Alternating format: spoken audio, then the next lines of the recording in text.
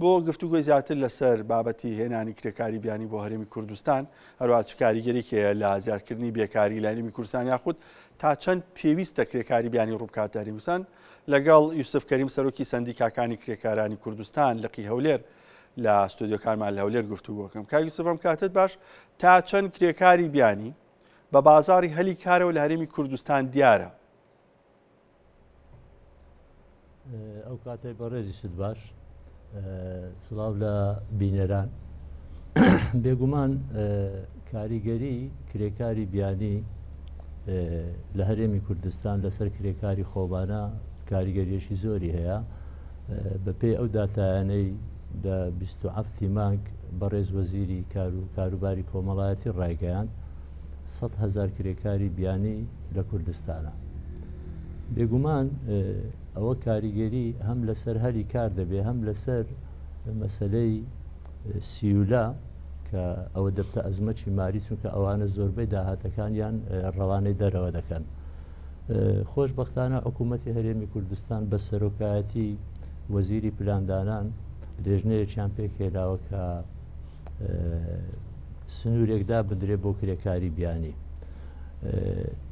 ئێمە لە ماوەی ڕابردوو لە چەند ڕۆژی ڕابردوو لەگەر بەڕێز بەڕێوەبەری کار پەیوەندیمان کرد لە ساڵی 2021 لە بۆ هەولێر هیچ کرێکارێکی بیانی نەهاتووە عەدا ئەو کرێکارانەی کە لە ماڵان ئیش دەکەن، یعنی ئەو ئافرەتانەی وەکو خزمەتکار. زۆر باشکار یوسف، ئەو 100,000 کرێکاری کە وەزیری کاروباری کۆمەڵاتی ئاماژەی پیاوە تا چەند بۆتە هۆی ئەوەی کە بابەتی بێکاری ناوخۆیی دروست بکات، واتە بێتەوەی پڕکردنەوەی کار لە ناوخۆ و خەڵکی ناوخۆی هەرێمی کوردستان خۆیان کاریان دەست نەکەوێت.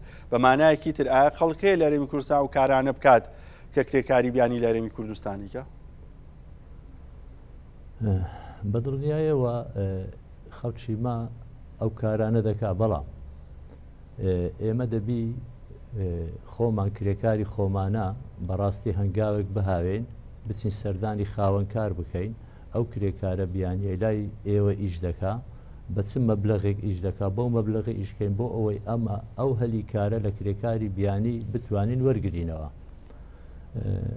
بەڕاستی خۆشبەختانە لە ساڵی 2022 بڕیاردرا کە کەمترین موچەی کرێکار نابێت لە 400,000 کەمتر بێ. ئەمە لێرە ئەمە تەنها بڕیارە یاخود بە دواداچوونی بۆ کرێت، ئەمە لێپرسینەوەی لەسەرەکرێت کە ئایا موچەی کەمترین کرێکار 400,000 یاخود نا، یعنی چۆن بە دواداچوونەکەی بۆم بابەت ئەو بابەتە ئەگەر هەموو کرێکارێک گرێبەستی کارکردنی لەگەڵ خاوەنکار هەبێ و دابین کرابێ بە دڵنیاییەوە ئێمە ئەو کاتە دەزانین کە ئایا ئەو بڕیارە جێبەجێکرایە یان نا. بەڵام ڕاستە زۆر جار هەیە بێکاری بە تایبەتی کرێکارانی دەوروبەری هەرێمی کوردستان کە دێن بە پارەی کەمتر ئیش دەکەن. لەو حاڵەتەدا خاوەنکار هەتا پێی بکرێ بە کەمترین موچە کرێکار بە ئیش دێخی.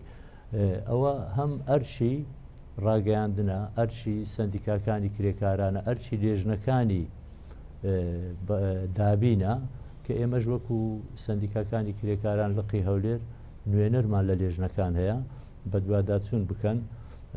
خۆشبەختانە حکوومەتی هەرێم بڕیاری دەکە هەر پرۆژەکارێک، هەر پرۆژەیەک، هەر کۆمپانیایەک سەرەتا دەبێت 175 کرێکاری خۆمانەبی.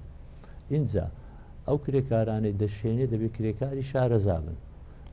ئێمە باز لە کرێکاری خزمەتگوزاری ماڵان ناکەین، ڕەنگە ئەوە ڕەهەندە چیتکەبی. ئەمە شخصی هەلەگەر ئەو هێنانی کرێکاری ناوماڵ نیمە، لەبەر ئەوەی بەڕاستی کڕین و فرۆشتنەکە بە مرۆڤ کە ئەوەیان بەڕاستی کاک یوسف ئەمە بۆ چوونی خۆتە کە کڕین و فرۆشتنە بە مرۆڤ، یان ئەمە بەپی یاسا و ڕێساکانە چێتە ئەو بابەتەوە؟ نا، ئێستا بۆ نمونە هەر یەک لە ئێمە بێوێ کرێکارێکی بیانی ئافرەت وەکو خزمەتکار بێن تەماڵ نێزیکەی $3,000 دەبێ بداتە بەو کۆمپانیایە. ئەو کۆمپانیایش لە کاتی خۆی کە لە وڵاتەی ئەو کرێکارەی هێناوە بە تاکید مەبلەغێک پارەی لێ وەرگرتووە. کاتێ لای من ئیشی نامینێ دەگەڕێتەوە کۆمپانیا دووبارە جارەشی تکات کە دێنێتە ماڵێشتر دووبارە پارەی لێ وەردەگری. زۆر باشە کاویسف پرسیاریەوە بکەم تا چەند بە دوواداچوون هەیە بۆ پرۆژەکان کە لە 1970 بەرەو سەریان کارمەندی ناوخۆی بن کرێکاری ناوخۆی بن چۆ بەشێک لەو کەسانی لە عێراقستان بێکارن ئەڵێن بە دوواداچوون بۆم بابەتێنێ لەبەر کرێکاری بیانی عەرەب سووری ئێرانی بەرناکەوێت ئێمە کار بکەین لەو پرۆژانەیە. ئێمە بە حەقیقەت بە شێوەی گشتی ئێمە ئامارێکی دروستمان نییە چونکە ئێمە زۆرێک لە کرێکارمان هەیە کرێکاری ڕۆژانەنا ئەوانە کرێکاری بێخاوەنکارن هیچ داتایەک نییە ڕێژەی ئەو کرێکارانەمان لۆ دەستنیشان بکە هەر لەبەر ئەندێش ئێستا جەنابەت باست لە ڕێژەی بێکاری کرد بە دڵنیاییەوە ڕێژەی بێکاری لە کوردستان بە بەراورد لەگەر دەوروبەر ئێمە باشترین بەڵام هیچ ئامارێکی دروست نییە هەتا ئەو کاتەی ڕێژەی کرێکاری ڕاستەقینە لە کوردستان دەست نیشان نەکەی کەواتە ئەو ڕێژەیە ڕادەگەیەندرێ ڕەنگە ڕێژەشی تەقریبی بی دروست نەبی بەپێی ئەو بۆچوونەوە تانیا خۆ بەپێی سندیکای کرێکاران ڕێژەی بێکاری لە هەرێمی کوردستان چەندە؟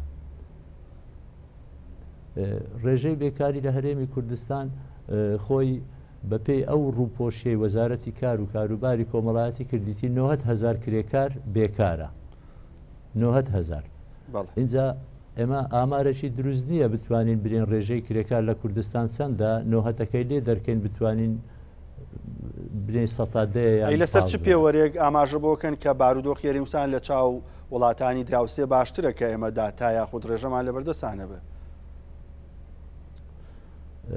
بە دڵنیاییەوە کاتێک کرێکاری ئێرانی ڕوو لە هەرێمی کوردستان بکە کرێکاری ناوەڕاست و جنوب ڕوو لە هەرێمی کوردستان بکە لە دراوسەکان لە سووریا ڕوو لە هەرێمی کوردستان بکە ئەوە بەڵگەی ئەوەیە دۆخی ئابووری هەرێمی کوردستان لەو دەوروبەرەی باشترە.